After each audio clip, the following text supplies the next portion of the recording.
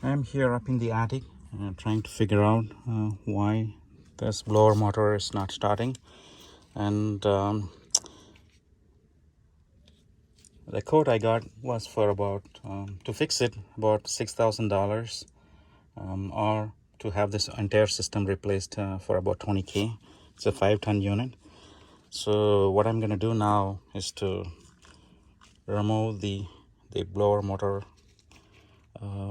off, take it off, and then get the motor, the ECM 2.3 motor control unit out, and see what's up with the thermistor. And if that's the issue, I can easily fix it with the $3 part. So to start with, I just removed the door, and this is the safety switch.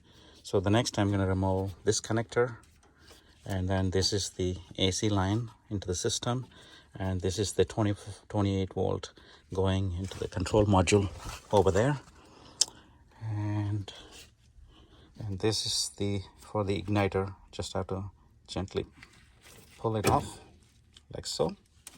I'm gonna just keep it underneath here, out of the way, and then disconnect this connector, and also disconnect it, and then cap it off. And I think that's the only thing I need to do. So we'll disconnect it and be back. Take some pictures. And this yellow wires, the bottom one goes to the bottom, the top one goes to the top, and that's, I'm going to disconnect this, disconnect it. Just the harness, they only go one way, so we're safe there. And there's a screw at the bottom, there's one at the top, then I can pull the whole blower unit out. I have both those small screws removed, and pulling the unit just slides out. Let's see, it's coming. I need both the hands. It's coming out. So I'm gonna pull it up, put it down here, and no issue. So this side is okay.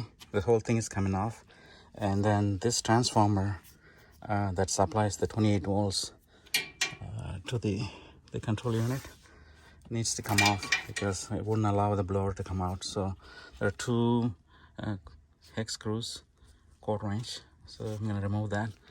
I disconnected the power completely, so we are safe. Hello? I had to pull the unit a little bit further than I wanted, but now I have the screws taken, the bolts, two long ones. Keep it up here, and then that's it. Here's the unit. Let's take a look. I have to disconnect that connector at the bottom, that 3-pin connector, and then I can bring it downstairs to look at it. These are one end of it. It's actually they have the thermistor inserted and slightly bent, and then there is a bigger there's a big solder joint right there. That's the one, the first one. I'm trying to clean it up with a solder wick.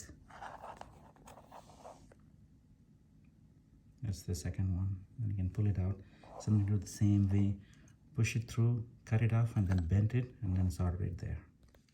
Cleaned up the solder on both the pins, and they are inserted and then cut and slightly bent with a bigger solder joint for both sides.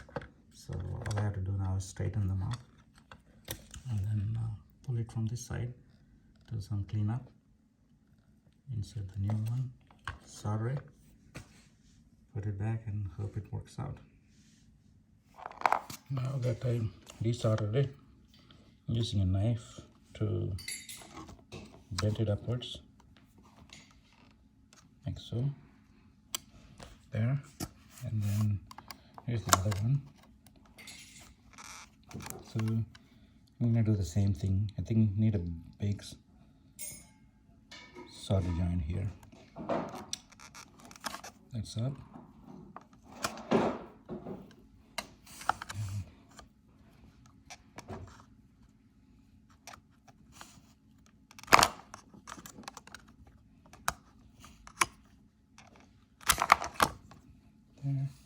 just have to pull it from the other side, clean it up, and then put the new SG379, which is the SL32. Here's the old one, SL32 form factor. I got this just now. I'm gonna insert it and then make sure, snip the wires and bend them so that we get a more surface area for the solder to stick to. So that's the next step. Let's take a look at the thermistor. Now it's installed all the way. I think that's about the right height. Just sit there. Doesn't need to be flush, but then bend it and bend it forward like this. I think that's the perfect.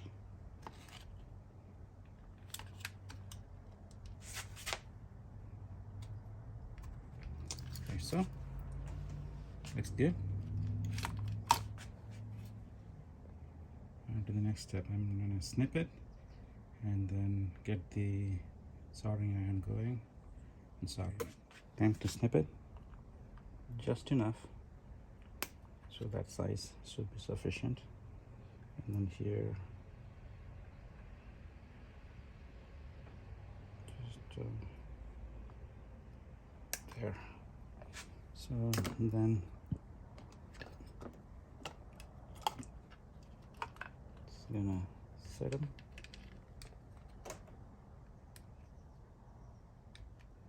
Bend them so they're seated, so I can get the solder flowing evenly between these 2 points.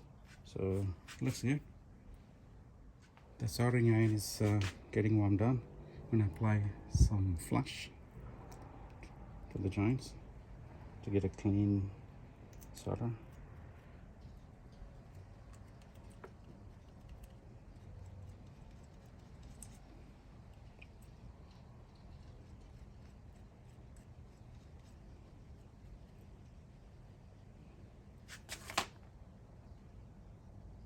That's enough solder.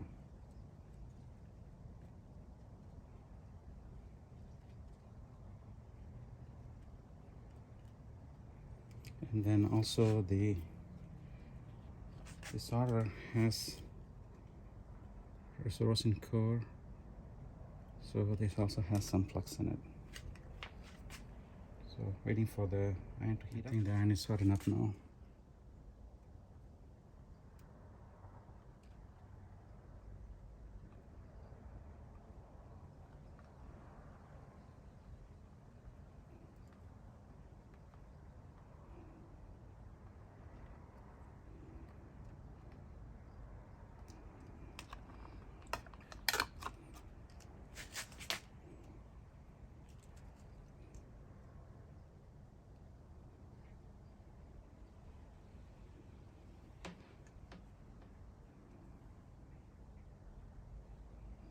I think this one got,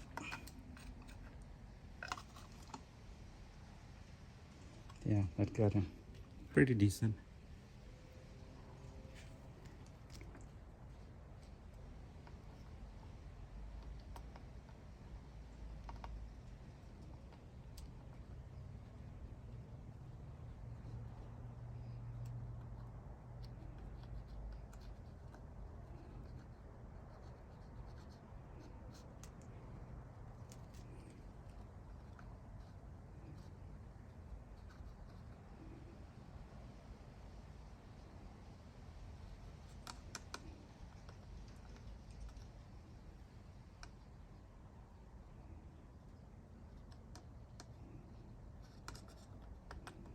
Just a solder. I think that's pretty good. And here, heat up.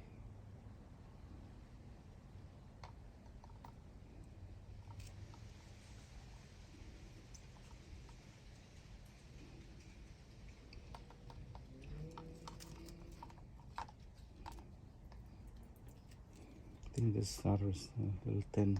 This requires some thing. Do I have enough? Looks like. No, a little bit more. Okay.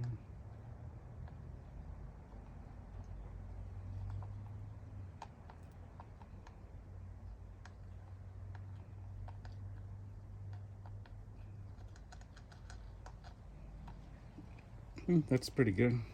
Looks okay. I'm gonna measure the resistance and make sure it looks. I think it looks pretty good. And get a solid connection. I'm gonna install it and hope it works out. Here's a look at the front. There's the thermistor, SL32, and then here's the connection. I'm gonna assemble it. Oh, the board is back. Just have to. This is the ground screw.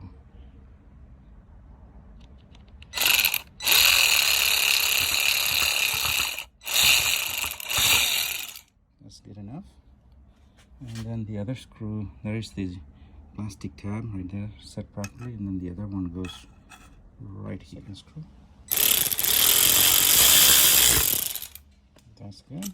Now it's all assembled, ready to go.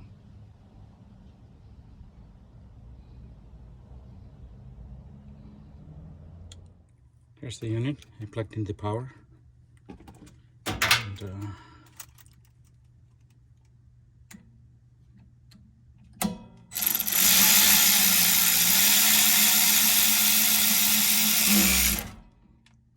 one done.